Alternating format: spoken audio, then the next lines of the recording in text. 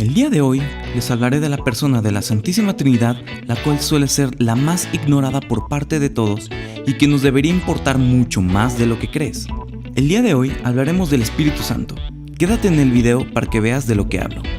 Espíritu Santo suele ser un tema algo complejo, porque no es lo mismo Dios Padre quien habló con Moisés, liberó al pueblo de Egipto, causó el diluvio o más, o ver a Jesús quien literalmente se hizo hombre y convivió con nosotros, a el Espíritu Santo que se ha manifestado tan pocas veces en las historias bíblicas y que prácticamente no convive con nosotros.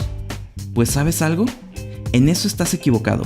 Convivimos más con el Espíritu Santo de lo que crees, y te explico muy bien esto. Es extraño hablar del Espíritu Santo tomando en cuenta que es difícil de entrada hablar de la Santísima Trinidad. Eso es porque es un misterio. ¿Cómo que un misterio? Pues simplemente es algo que no se puede explicar o que queda limitado por nuestra comprensión humana. Lo único que hay que entender es que Dios Padre, Dios Hijo y Dios Espíritu Santo son las tres personas de un mismo Dios. No son tres dioses, ni es como que se dividan en tres. Sí es algo confuso, por eso es un misterio, pero pues no hay que comprenderlo, solo aceptarlo. Pero bueno, lo importante es que el Espíritu Santo se ha manifestado ya en varias ocasiones. Entre ellas, la principal ha sido el día de Pentecostés, donde se manifestó incluso en formas de lenguas de fuego. Pero recapitulando, el Espíritu Santo ha hecho su acto de presencia varias veces en la historia bíblica, solo que no se nota porque se le menciona por primera vez casi hasta que Jesús asciende a los cielos. Sin embargo, es el Espíritu Santo el que mueve nuestra fe. Nadie sería capaz de creer en Dios o de hablar con Él sin el Espíritu Santo.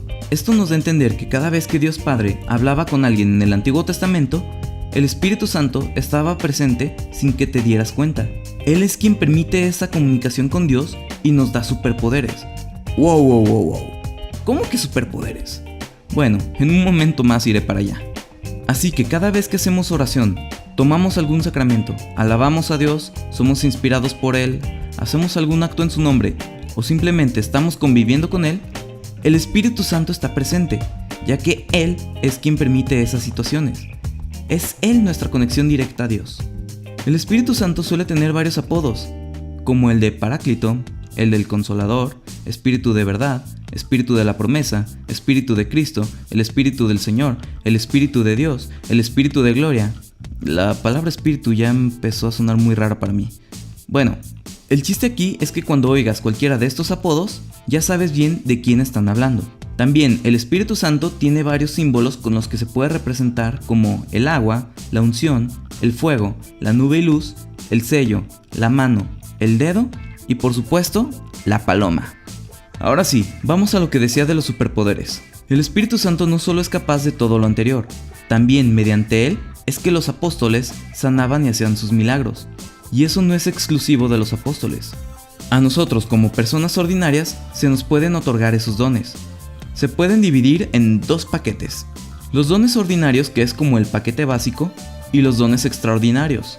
Todos tenemos la posibilidad de trabajar los 7 dones ordinarios, los cuales son sabiduría, inteligencia, consejo, fortaleza, ciencia, piedad y temor de Dios.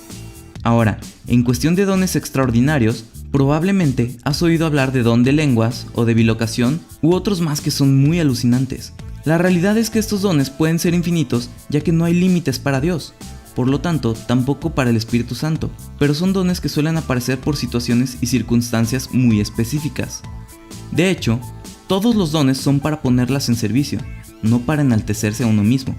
Esto debe de quedar muy claro. Con esto espero que haya quedado mucho más claro quién es el Espíritu Santo y todas sus obras. Su día más representativo es el día de Pentecostés, sin duda alguna.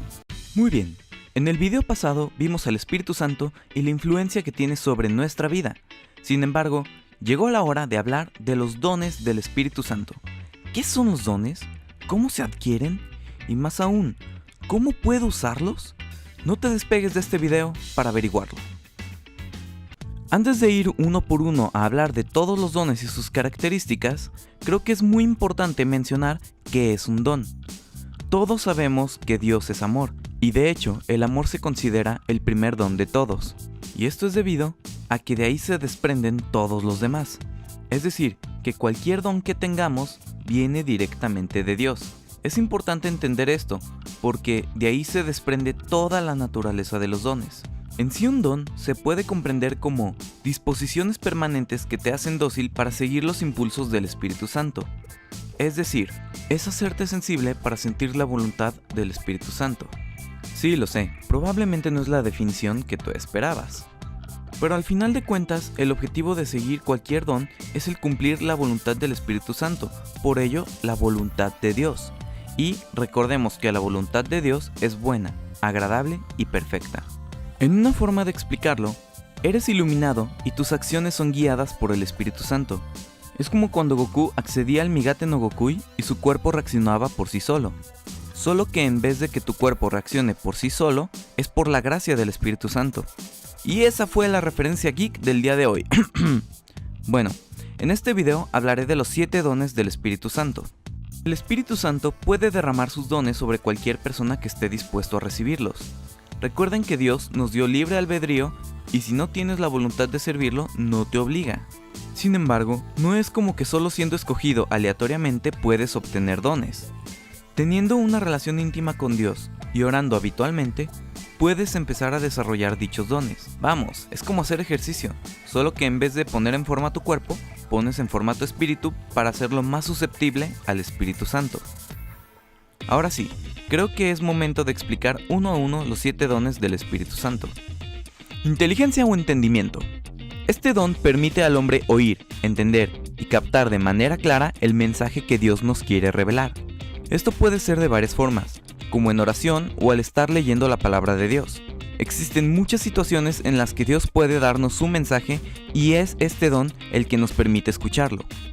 Sabiduría. No es como muchos piensan el adquirir los conocimientos terrestres.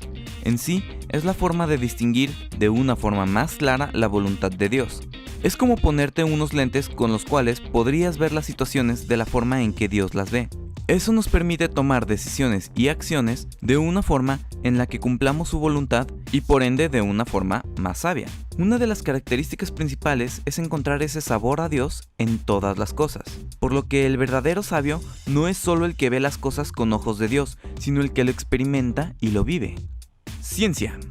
Esta se suele confundir demasiado con el don de la sabiduría. Sin embargo, esta no se trata de ver el mundo con los ojos de Dios, más bien se trata de encontrar a Dios en todo nuestro alrededor, desde la naturaleza, la creación, en mis hermanos y más.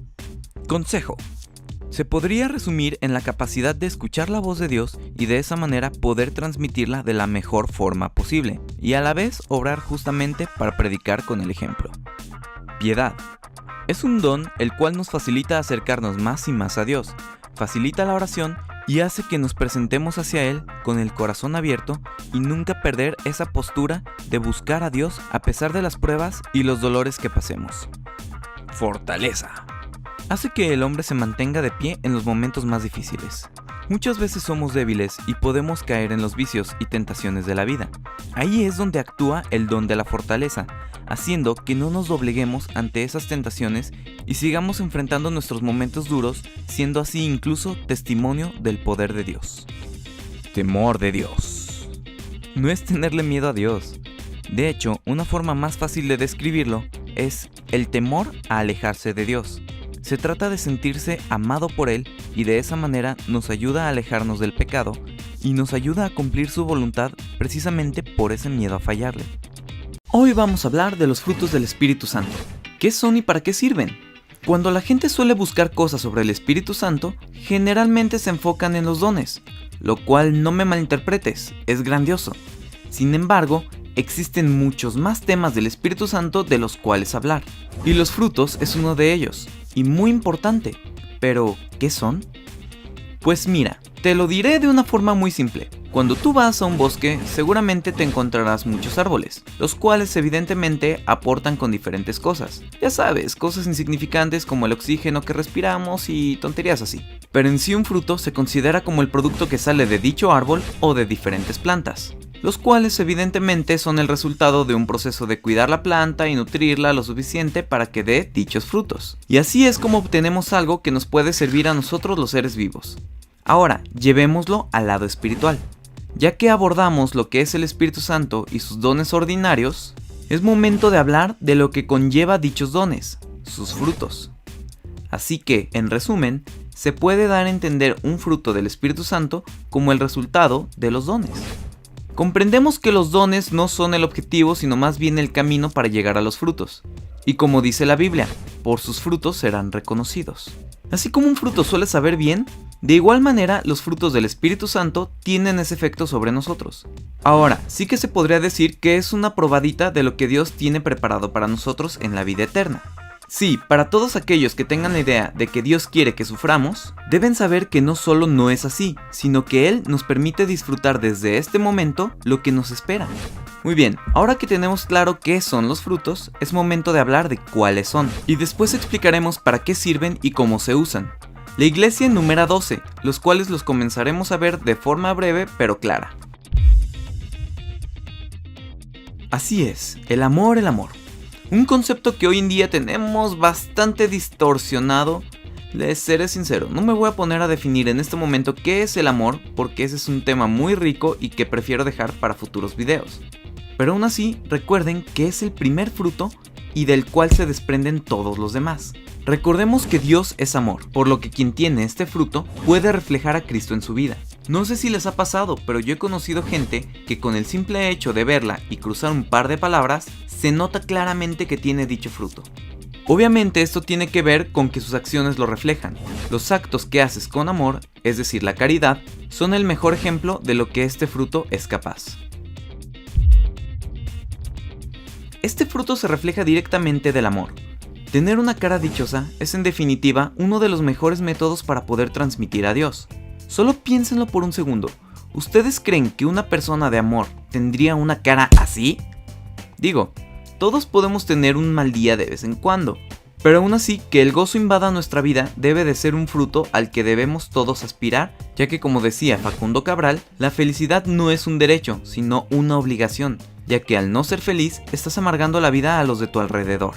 Quiero aclarar que es gozo o alegría, no euforia sin sentido ni nada por el estilo. La paz, ese estado en el que tenemos tranquilidad, sí, tanta tranquilidad que nos permite recibir bolas de acero y fuego y regresarlas para destruir a nuestros enemigos y... Espera, ¿qué? Oh, concepto equivocado, perdón. Como iba diciendo, la paz viene de parte del amor, especialmente del amor que tenemos a Dios. Esto se debe ya que estar con Dios en nuestro corazón hará llenarnos de su serenidad y tranquilidad. Esta tranquilidad evidentemente te hará reflejar de una mejor manera el amor de Cristo en tu vida. Yo creo que es de los frutos que más me hacen falta, porque ¿cómo es posible que haya tanta gente atorando el tráfico luego porque uno les quiere arrojar bolas de cañón a todos esos? Ya, perdón.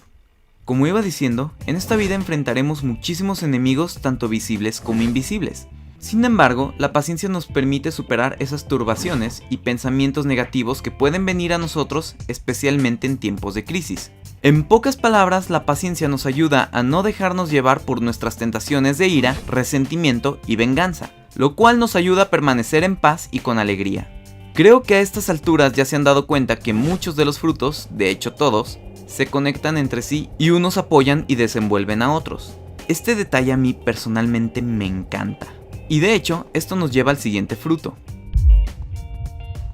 Sí, se escucha raro y es una palabra que probablemente ni siquiera hayas oído antes. Pero una vez más, este fruto se relaciona con el anterior.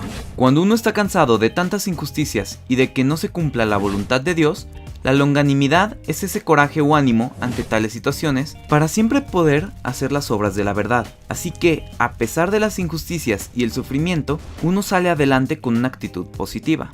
Benignidad. Este es uno de los frutos que más hace falta hoy en día, en mi opinión. Porque esta es una facilidad de poder hablar de forma amable, gentil y con indulgencia. Es decir, siempre buscando perdonar las ofensas que se puedan recibir.